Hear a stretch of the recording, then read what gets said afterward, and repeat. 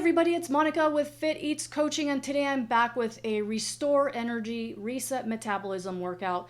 This is the perfect type of routine to do if you've been away from training because of health issues, injuries, or if you're a total beginner. This is the best way to get started. Okay, so the first exercise is a standing scapular retraction with feet hip width apart, arms out in front of you at shoulder level. You're going to draw the elbows back behind you and then draw the wrists up and back as you squeeze those shoulder blades together and keep your abdominals nice and tight. So this is activating all your back muscles, correcting any forward shoulder rotation, and aligning your head with your spine. Immediately after scapular retractions, you're going to do wall presses, so up onto the balls of the feet, and again squeezing the shoulder blades together as you come close to the wall or lower yourself onto a lower surface like this rock or even a countertop if you want to train a little bit harder. Main thing is to really focus on your back, keep your core nice and tight to support the entire movement. As soon as you're done with incline press, you're going to come into a wall sit, so lower down into a partial squat with your back up against the wall. You can use various arm positions to activate those back muscles, continue activating your core, and keep your head in line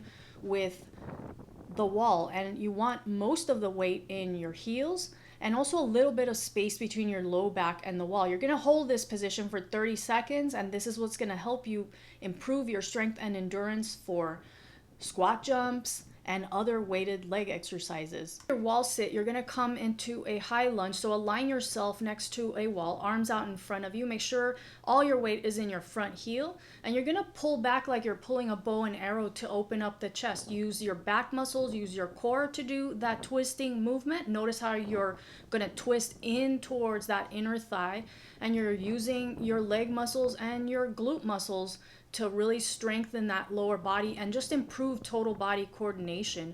Now, this is a challenging exercise, even, though it's a beginner exercise, you might need a little bit of help with balance. So feel free to push your hand into the wall to help balance. Eventually, you won't need that, and you'll be able to do all types of lunges with all types of arm movements. After your lunge twist, you're going to continue with a single leg total body extension. So you're going to balance on one leg with your knees soft. You're going to hinge at the hip and extend your leg back as you extend your opposite arm forward. Notice how I'm pointing the thumb to the ceiling. This helps to align the shoulder. And I'm activating through the deep abdominals and the glutes to really stabilize this movement. If you need a little bit of help, you can always put your fingertips on a chair or a lower surface to help with balance, but you're really trying to use your core and glutes and entire back to do this movement.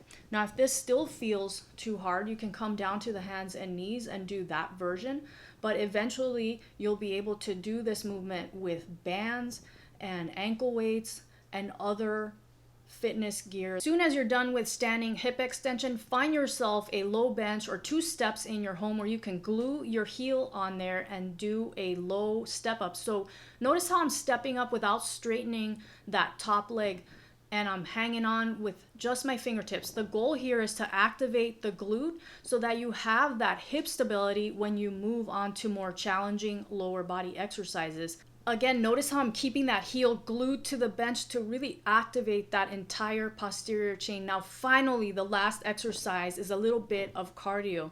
So just high knees all the way up to the waist with a little bit of upper body twist. You're gonna maintain a steady pace on this for 60 seconds. And you can even add a little bit of a hop. As soon as you're done, you can repeat this circuit 1 or 2 more times, and that's it. That's all you need to do 3 times a week.